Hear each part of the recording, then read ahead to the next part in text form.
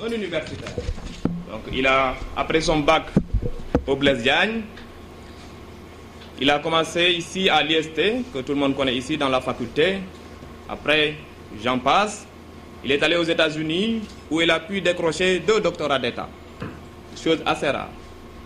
Il est devenu professeur de classe exceptionnelle dans son université et il est même devenu le directeur des programmes.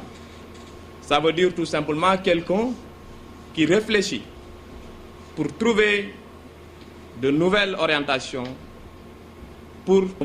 Il laisse toutes ses occupations, il donne tout son temps et c'est son devoir pour le Sénégal, un Sénégal émergent, pour la jeunesse, pour changer les destinées de ce pays. Et pour ça, de son expertise, il a élaboré un programme qu'on appelle le programme Remède. Ici, personne ne doute que le Sénégal est malade et il faut des solutions. Mais les solutions, ce n'est pas les solutions qu'on connaissait, il faut les solutions données par les universitaires, des solutions réfléchies et bien pensées. Et le seul bénéficiaire, c'est là tout simplement le Sénégalais lambda. Et ça, c'est l'engagement et le combat du professeur Arona Ndofène Diouf. Donc, mesdames et messieurs, voici le professeur Arona Ndofène Diouf.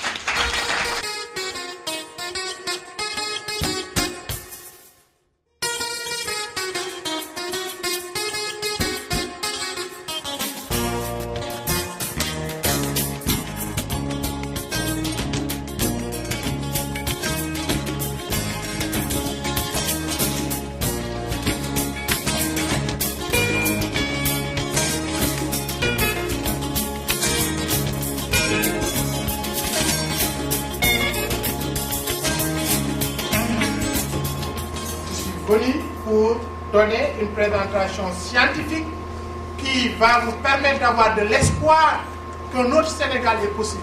Un Sénégal émergent avec des personnes sérieuses qui se basent sur nos ressources que nous a donné Dieu pour pouvoir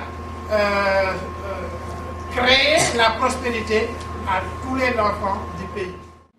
Aujourd'hui, le programme que je vais vous présenter, c'est un programme que j'ai construit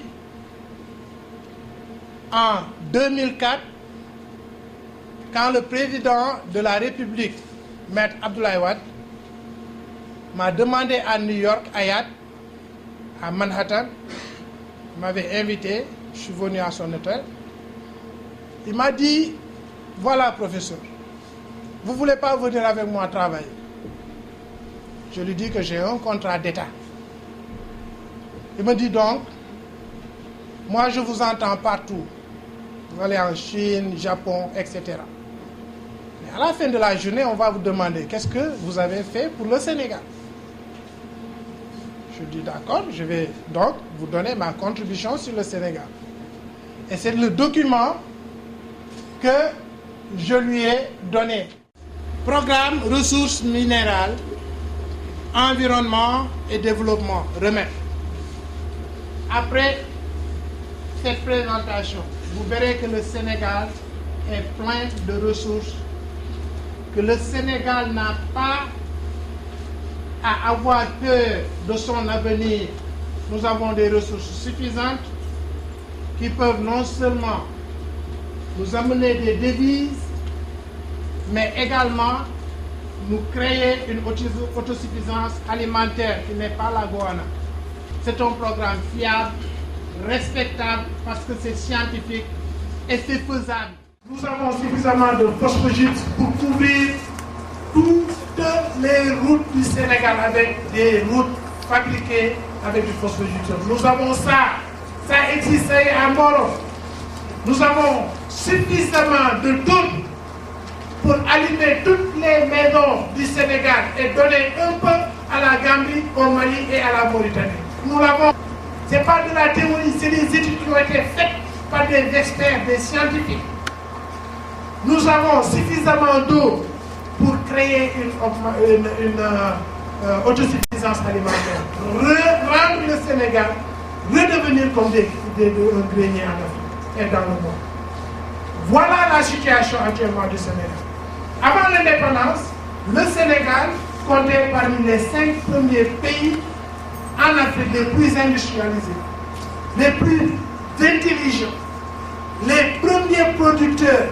Le Sénégal était toujours parmi les 5 premiers producteurs en coton, en arachide, en sorgho, en phosphate et en ressources, en intelligence. Oui, ressources en intelligence en Afrique. On prenait nos grands-pères, nos pères et on les acheminait à travers l'Afrique pour enseigner ce qu'ils appelaient les indigènes après les Sénégalais. Après l'indépendance, les 3 premiers présidents nous ont amenés de ces positions jusqu'à devenir, sur les 255 pays, parmi les 42 pays les plus pauvres et les plus endettés au monde. Le Sénégal occupe la 17e place parmi les pays les plus pauvres et les plus endettés dans les PPTE. C'est ça dans le monde. Les PPTE, c'est les pays pauvres très endettés. Le Sénégal occupe la 17e place. En Afrique, actuellement, que personne ne voulait aller faire vos recherches, le Sénégal est derrière le Burkina Faso, le Bénin, la Gambie, le Mali. Scientifiquement, allez faire des recherches.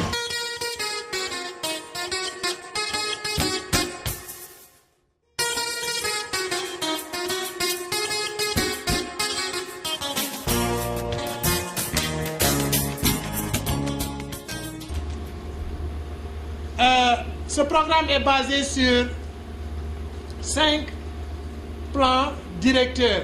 D'abord, il y a la valorisation du phosphate. Bon, le phosphogystème, c'est très simple. Le Sénégal a des ressources importantes de phosphate. Et à chaque fois qu'on traite de phosphate, il y a des déchets.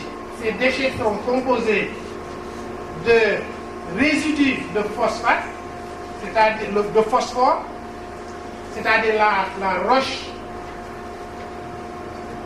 phosphate elle-même, et aussi de sable et d'autres mélanges.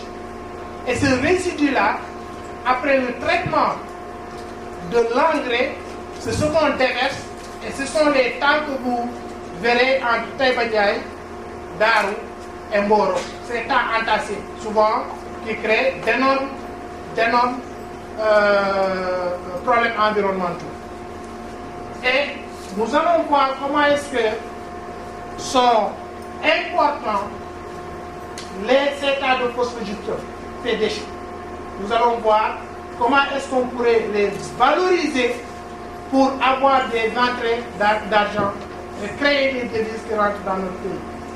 Le deuxième programme que j'avais donné au président de la République en 2002 était la tourbe et l'énergie. Vous allez voir comment est-ce que le Sénégal dispose d'importantes réserves de sable ou bien de boue noire qui peuvent nous garantir une énergie en 50 ans, 50 années d'énergie sans acheter du pétrole pour produire de l'électricité.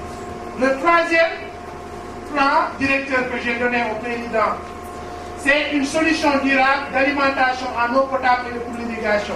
Vous serez étonnés d'apprendre que le Sénégal non seulement peut devenir un grenier de tous les Sénégalais, mais aussi de la sous-région en Afrique. Et c'est possible.